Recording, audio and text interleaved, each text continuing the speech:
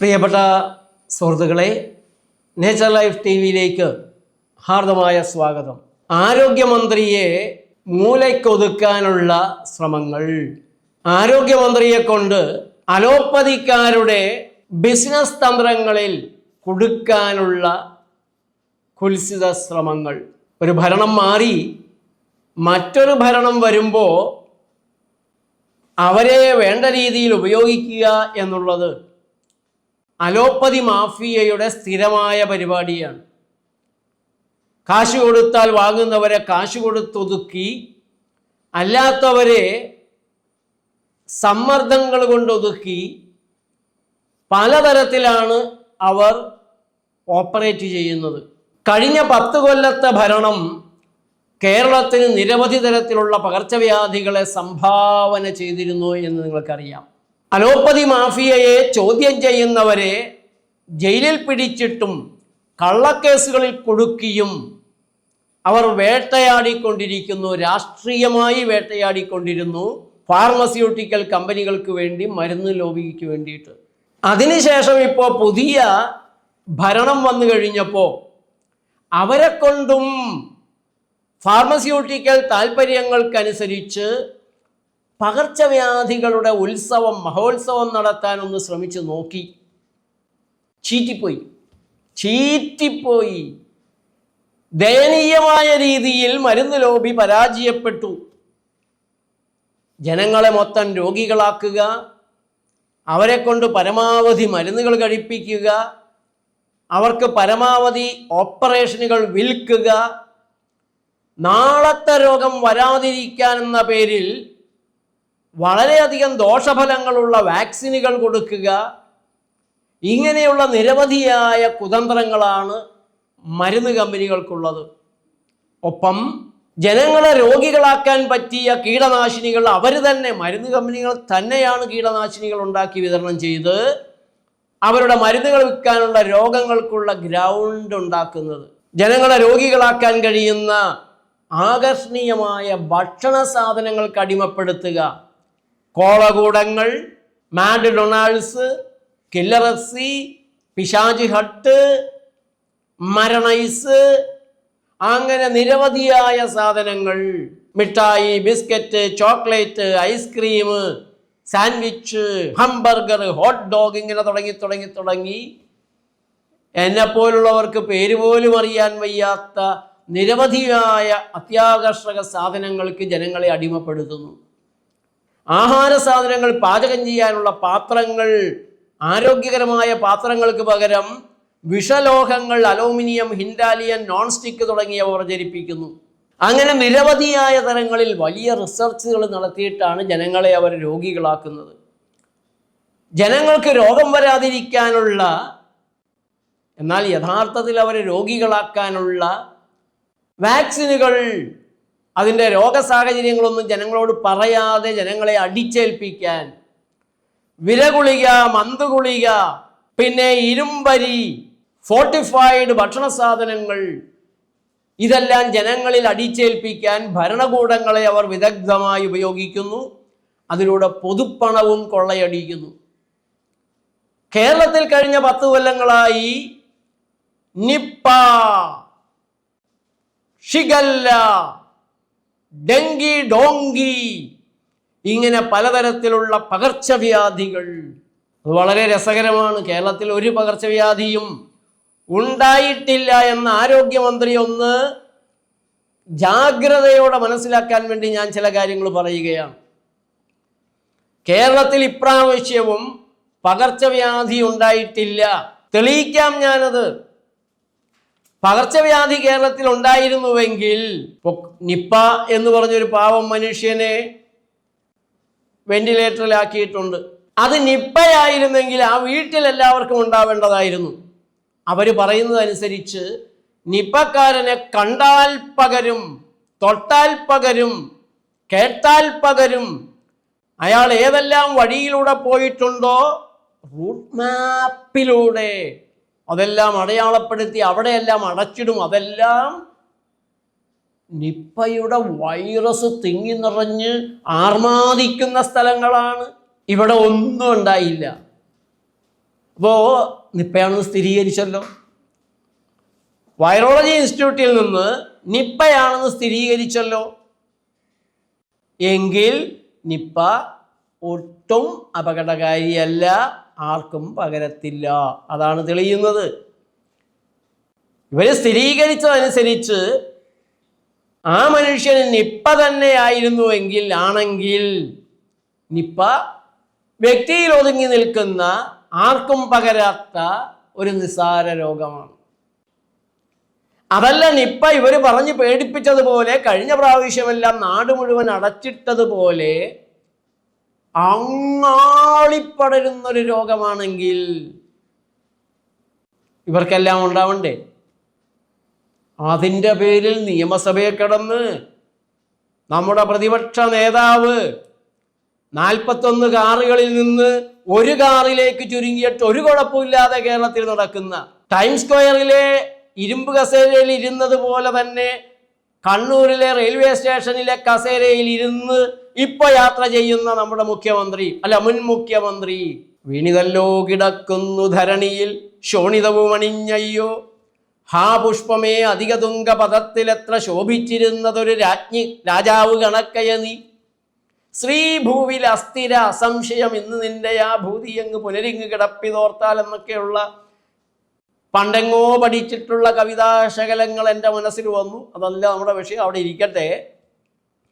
അദ്ദേഹം എഴുന്നേറ്റിട്ട് എന്താ പറഞ്ഞു കൂട്ടിയത്? ഏരണം കെട്ടവർ ഭരിച്ചിരുന്നപ്പോ നിപ്പ പടർന്നു, പകർച്ചവ്യാധികളുണ്ടായി. ഇങ്ങനെ ആത്മനിന്ദ ചെയ്യാവോ? അങ്ങേര് പണ്ട് ആ സമയത്ത് അത് പറഞ്ഞത് ശരി തന്നെയായിരുന്നു എന്ന് ഞങ്ങളെയൊക്കെ തോന്നിപ്പിക്കുന്ന രീതിയിൽ ഇങ്ങനെയൊക്കെ മണ്ടത്തരം വിളിച്ച് പറയാവോ പ്രതിപക്ഷ നേതാവേ? ഏതായാലും പറഞ്ഞത് ശരി തന്നെയാണ് എന്നാണ് ഞങ്ങൾ മനസ്സിലാക്കുന്നത്. ഏരണം കെട്ടവർ ഭരിച്ചപ്പോ നാട് മുഴുവൻ അടച്ചുപൂട്ടിയിട്ടു, ഇല്ലാത്ത പകർച്ചവ്യാധികളുണ്ടായി. പാവം വവ്വാലുകൾ, അതും പഴംതീനി വവ്വാലുകൾ, അന്നേ ഞാൻ പറഞ്ഞു പഴംതീനി വവ്വാലുകൾ ഒരു രോഗവും പരത്തില്ല. അപ്പോ പകർച്ചവ്യാധി അല്ല കേരളത്തിലുണ്ടായത്.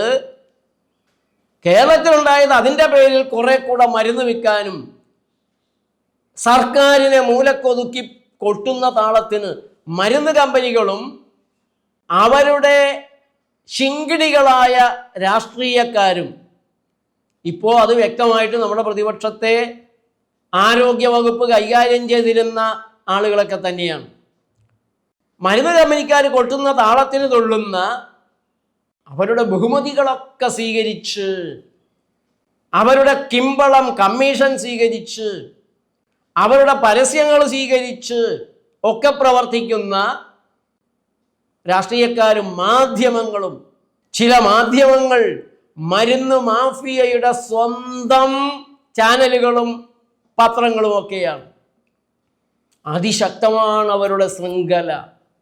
ഈ വൈറോളജി ഇൻസ്റ്റിറ്റ്യൂട്ട് മൊത്തമായി തന്നെ അവരുടെ ഒരു വിഹാര കേന്ദ്രമാണോ എന്നെനിക്ക് സംശയമുണ്ട്.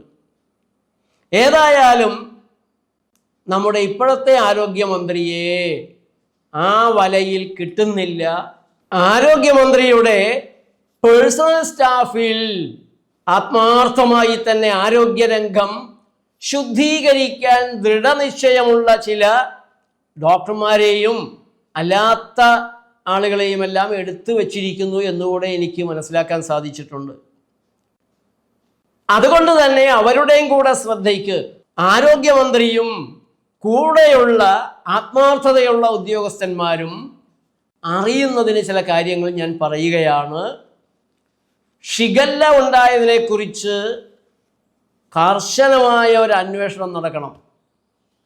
അത് ഡോക്ടർമാർ അന്വേഷിച്ചാൽ പോരാ. അല്ല, പിന്നെ ആരോഗ്യത്തെക്കുറിച്ച് ഡോക്ടർമാരല്ലേ അന്വേഷിക്കേണ്ടത്? ഒരു ട്രെയിൻ അപകടം ഉണ്ടായാൽ ആ അപകടം എങ്ങനെയുണ്ടായി എന്ന് അന്വേഷിക്കാൻ ട്രെയിൻ ഡ്രൈവർമാരുടെ, ലോക്കോ പൈലറ്റുമാരുടെ സംഘത്തെയാണോ അന്വേഷിക്കാൻ വെക്കുക? അവരും 1-2 പേര് ഇരുന്നോട്ടെ. അതല്ലാത്ത എഞ്ചിനീയറിംഗ് വശമുള്ള, ട്രെയിൻ ട്രാഫിക്കിനെ കുറിച്ച്, സിസ്റ്റത്തെക്കുറിച്ച് അറിവുള്ള, അതല്ലാതെയുള്ള സാമൂഹ്യ പ്രവർത്തകരും നീതിന്യായ രംഗത്തുള്ളവരും ഒക്കെ അടങ്ങിയ ഒരു വിദഗ്ധ സമിതിയാണ് അതിന് വേണ്ടത്. നമ്മുടെ നാട്ടിൽ എവിടെ ഏതു തരത്തിലുള്ള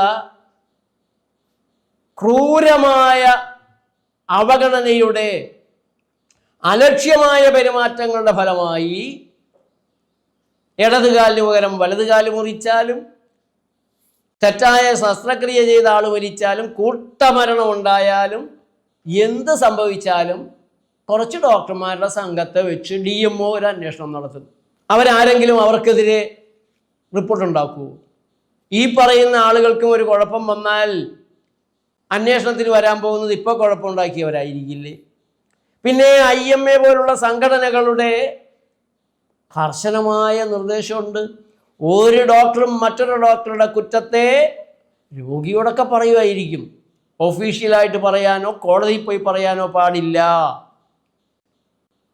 അതിനപ്പുറത്തേക്ക് കടക്കാൻ അവർക്ക് സാധിക്കില്ല. അതുകൊണ്ട് അന്വേഷണം, ഈ ഷിഗല്ല എന്ന് പറഞ്ഞത് എങ്ങനെ ഉണ്ടായി, അന്വേഷണം എല്ലാ വഴിക്കും നടക്കണം. ഷിഗല്ലയുടെ വൈറസിനെ അല്ലെങ്കിൽ ബാക്ടീരിയയെ കണ്ടിട്ടാണോ ഷിഗല്ലയാണ് എന്ന് പറഞ്ഞ പാവൻ ജീവിയുടെ മുതുകത്തി കുറ്റം ആരോപിക്കുന്നത്? അതോ ആൻറ്റിബോഡി കണ്ടിട്ടാണോ? ഈ ആൻറ്റിബോഡി ഉണ്ടെങ്കിൽ അത് ഇന്ന ബാക്ടീരിയ എന്ന് അവരൊക്കെ എഴുതി വച്ചിട്ടുണ്ട്. ആൻറ്റിബോഡി വിഷങ്ങൾക്കെതിരെയും ഉണ്ടാകും, ടോക്സിനെതിരെയും ഉണ്ടാകും. അതൊരു ടോക്സിക് പ്രോട്ടീൻ തന്നെയാണ്. അതുകൊണ്ട് അവിടം തുടങ്ങിയുള്ള പൂർണ്ണതയുള്ള ഒരു അന്വേഷണം ആരോഗ്യമന്ത്രി ഷിഗല്ലയുടെ പേരിൽ നടത്തണം. അതിൽ ഷൗക്കത്ത് അലിയെ പോലുള്ള, P. വിജയനെ പോലുള്ള സത്യസന്ധരായ പോലീസ് ഉദ്യോഗസ്ഥന്മാരുണ്ടാവണം. ഇപ്പൊ തന്നെ ഈ നിപ്പക്കാരൻ ഡോക്ടറുണ്ടല്ലോ, പേരാമ്പ്രക്കാരൻ, ബേബിക്കാരൻ, ഈ 2 ഡോക്ടർമാരെയും ഞാൻ ഈ പറഞ്ഞ പോലീസ് ഉദ്യോഗസ്ഥന്മാരിരുത്തി 1.5 മണിക്കൂർ ചോദ്യം ചെയ്താൽ നിപ്പയുടെ പിന്നിലുള്ള കള്ളക്കളി, നിപ്പ പ്രഖ്യാപിച്ചതിൻ്റെ പേരിൽ എത്ര കിട്ടി, വിവരം പുറത്തു വരും. എനിക്കുറപ്പാണ്. ആ ഉറപ്പ് എങ്ങനെയാണ് എനിക്കുള്ളതെന്ന് ചോദിച്ചാൽ, കഴിഞ്ഞ നിപ്പയുടെ, നടന്നുകൊണ്ടിരിക്കുന്ന നിപ്പയുടെ, അതിന് മുമ്പ് നടന്നിട്ടുള്ള ലോകത്തെ പല പകർച്ചവ്യാധികളുടെയും കാര്യങ്ങൾ കുറേ ഞാൻ പഠിച്ചു. മനുഷ്യ ശരീരത്തെക്കുറിച്ച് അല്പമൊക്കെ പഠിച്ചു. എങ്ങനെയാണ് ഒരു മനുഷ്യൻ രോഗത്തിലേക്ക് വീഴുന്നത് എന്ന് എനിക്ക് വളരെ കൃത്യമായി ബോധ്യമുള്ളൊരു കാര്യമാണ്. എൻ്റെ 10-45 കൊല്ലത്തെ നിരീക്ഷണങ്ങൾ, പഠനങ്ങൾ, രോഗികളുമായിട്ടുള്ള ഇടപെടലുകൾ, അതിൽ നിന്ന് എനിക്ക് വളരെ കൃത്യമായി അറിയാവുന്നൊരു കാര്യമുണ്ട്. രോഗം ഒന്നേ ഉള്ളൂ, അത് അനാരോഗ്യമാണ്. മനുഷ്യ ശരീരത്തിൽ, ഞാൻ കഴിഞ്ഞ ദിവസങ്ങളിലെല്ലാം പറഞ്ഞിട്ടുള്ളതുകൊണ്ട് ഞാൻ അതിലേക്ക് അധികം ആവർത്തിക്കുന്നില്ല, രോഗപ്രതിരോധ സംവിധാനങ്ങൾ, ആശ്ചര്യകരമായ സംവിധാനങ്ങൾ മനുഷ്യ ശരീരത്തിലുണ്ട്. നാച്ചുറൽ കില്ലർ സെല്ലുകൾ, ഈസിനോഫിൽസ്, CD കൗണ്ടുകൾ, അങ്ങനെ എന്തൊരു സംവിധാനങ്ങളാണ് മനുഷ്യ ശരീരത്തിനുള്ളത്. അപ്പോൾ എങ്ങനെയാണ് മനുഷ്യരെ രോഗികളാക്കി മരുന്ന് കമ്പനികൾ മരുന്ന് വിൽക്കുന്നത് എന്നതിനെക്കുറിച്ചൊക്കെ ഇന്ന് നിരവധിയായ പഠനങ്ങൾ നമ്മുടെ നാട്ടിലുണ്ട്. എങ്ങനെയാണ് വാക്സിനുകൾ കുഞ്ഞുങ്ങളെ ജീവിതാവസാനം വരെ രോഗികളാക്കി ദീർഘകാലത്തേക്ക് മരുന്ന് കമ്പനികളുടെ നിധികളാക്കി മാറ്റുന്നത് എന്നതും പഠനങ്ങളുണ്ട്. വാക്സ് അൺവാക്സ് എന്ന പേരിൽ Robert F. Kennedy junior, national institute of ഹെൽത്തിൻ്റെ സെക്രട്ടറിയാണ് ഇപ്പോൾ അദ്ദേഹം എഴുതിയിട്ടുള്ള ഈ പുസ്തകം വാക്സിൻ എടുത്ത കുട്ടികളെയും വാക്സിൻ എടുക്കാത്ത കുട്ടികളെയും താരതമ്യം ചെയ്ത് പഠിച്ചിട്ട് തയ്യാറാക്കിയ പുസ്തകമാണ്. വാക്സിൻ എടുക്കാത്ത കുട്ടികൾ കൂടുതൽ ആരോഗ്യത്തോടെ, കൂടുതൽ ഉന്മേഷത്തോടെ, രോഗങ്ങൾ ഏറ്റവും കുറഞ്ഞ് ജീവിക്കുന്നു എന്നാണ് ഈ പുസ്തകം നമ്മളോട് പറയുന്നത്. ലോകത്തെ പകർച്ചവ്യാധികളുടെ മൊത്ത വിതരണക്കാരൻ ദ റിയൽ ആന്റണി ഫൗച്ചി എന്ന് പറഞ്ഞത് കഴിഞ്ഞ അമേരിക്കൻ പ്രസിഡന്റിൻ്റെ ഉപദേഷ്ടാവൊക്കെ ആയിരുന്നു. അയാളെ ചവിട്ടി പുറത്താക്കി അമേരിക്കൻ പ്രസിഡന്റ്. കാരണമുണ്ട്.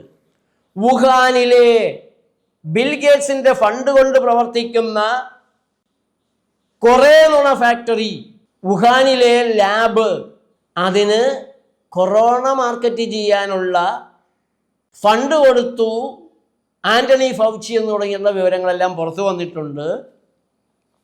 റോബർട്ട് എഫ് കെന്നഡിയുടെ വളരെ സമഗ്രമായ ആ മനുഷ്യനെക്കുറിച്ചുള്ള, അയാളുടെ ദുഷ്ചെയ്തികളെക്കുറിച്ചുള്ള മരുന്ന് ലോബിയുടെ ഞെട്ടിക്കുന്ന വിവരങ്ങളാണ് ഈ പുസ്തകത്തിലുള്ളത്. ഇത് രണ്ടും ആരോഗ്യമന്ത്രി വായിക്കേണ്ടതാണ്. പക്ഷെ അദ്ദേഹത്തിൻ്റെ തിരക്ക്, ഒരു ദിവസം ഒരു 300, 400, 500 പേരെ വരെ കാണേണ്ട ഒരവസ്ഥയിലാണ് അദ്ദേഹമെന്ന് സെക്രട്ടേറിയറ്റിൻ്റെ ഇടനാഴികളിലൂടെ ഒന്ന് കടന്നുപോയപ്പോൾ എനിക്ക് കാണാൻ സാധിച്ചു. അങ്ങോട്ട് അടുക്കാൻ ഒരു നിവൃത്തിയില്ല. പക്ഷെ അദ്ദേഹത്തിൻ്റെ വിശ്വസ്തരായ, സത്യസന്ധരായ പേഴ്സണൽ സ്റ്റാഫിൻ്റെ, പേഴ്സണൽ സെക്രട്ടറി തുടങ്ങി പ്രൈവറ്റ് സെക്രട്ടറി തുടങ്ങിയിട്ടുള്ളവർ ഈ പുസ്തകങ്ങൾ നിർബന്ധമായി ഒന്ന് വായിക്കണം. നാളെ എങ്ങനെയാണ് നമ്മുടെ നാട്ടിൽ രോഗങ്ങൾ ഉണ്ടാക്കുന്നത്, അത് ആരോഗ്യമന്ത്രി മാത്രമല്ല, നിങ്ങൾ ഓരോരുത്തരും മനസ്സിലാക്കേണ്ട ഒരു കാര്യമാണ്. ഏതാനും കാര്യങ്ങളിൽ ശ്രദ്ധിക്കാമെന്നുണ്ടെങ്കിൽ നമുക്ക് രോഗങ്ങളില്ലാത്തൊരു സമൂഹത്തെ സൃഷ്ടിക്കാൻ സാധിക്കും. അങ്ങനെ ഒരു സമൂഹത്തെ ഞാൻ സൃഷ്ടിച്ചിട്ടുണ്ട്. വളരെ കുറഞ്ഞ അളവിലാണെങ്കിൽ പോലും രോഗങ്ങളില്ലാതെ ജീവിക്കുന്ന 100 കണക്കിന് കുടുംബങ്ങളെ സൃഷ്ടിക്കാൻ അധികാരമില്ലാത്ത ഈ ആരോഗ്യമന്ത്രിക്ക് സാധിച്ചിട്ടുണ്ട്. കേരളത്തിലെ 2 ആരോഗ്യമന്ത്രിമാരുണ്ട്. ഒന്ന് സകലവിധ പ്രതാപ ഐശ്വര്യങ്ങളോടെ വാണരുളുന്ന തിരുവനന്തപുരത്തെ സെക്രട്ടേറിയറ്റിലിരുന്ന് സകല ഉദ്യോഗസ്ഥന്മാരെയും നിയന്ത്രിക്കുന്ന ആരോഗ്യ വകുപ്പിൻ്റെ ചുമതലക്കാരനായിട്ട് ഇപ്പോൾ വന്നിട്ടുള്ള നമ്മുടെ ആരോഗ്യമന്ത്രി കെ മുരളീധരൻ. ഇതുവരെയുള്ള അദ്ദേഹത്തിൻ്റെ നടപടികളിൽ എനിക്ക് അദ്ദേഹത്തോട് വലിയ ആദരവുണ്ട്. പിന്നെ രണ്ടാമത്തെ ആരോഗ്യമന്ത്രി ഞാൻ 10 പൈസയുടെ പ്രതിഫലം വാങ്ങാതെ സകലരെയും സൗജന്യമായി ആരോഗ്യം പഠിപ്പിക്കുന്ന, രോഗങ്ങളില്ലാത്ത ജീവിതം പഠിപ്പിക്കുന്ന, ഇടയ്ക്കിടയ്ക്ക് ജയിലിൽ പോവുകയും കോടതിയിൽ കള്ളക്കേസുകളിൽ കുടുങ്ങിപ്പോയിക്കൊണ്ടിരിക്കുകയൊക്കെ ചെയ്യുന്ന പാവം ഞാൻ. അതുകൊണ്ട് നാളത്തെ നേച്ചർ ലൈഫ് TV-യുടെ പരിപാടിയിൽ ഞാൻ രോഗങ്ങളെക്കുറിച്ച്, രോഗം ഉണ്ടാകുന്നതിനെക്കുറിച്ച് വളരെ ചുരുക്കി ചില കാര്യങ്ങൾ പറയാം. ജാഗ്രതയോടെ കാണുകയും നിങ്ങളുടെ കമൻറ്റുകൾ എഴുതുകയും ചെയ്യണം. കഴിയുന്നത്ര ആളുകളിലേക്ക് നിങ്ങളത് പ്രചരിപ്പിക്കണം. നന്ദി, നമസ്കാരം.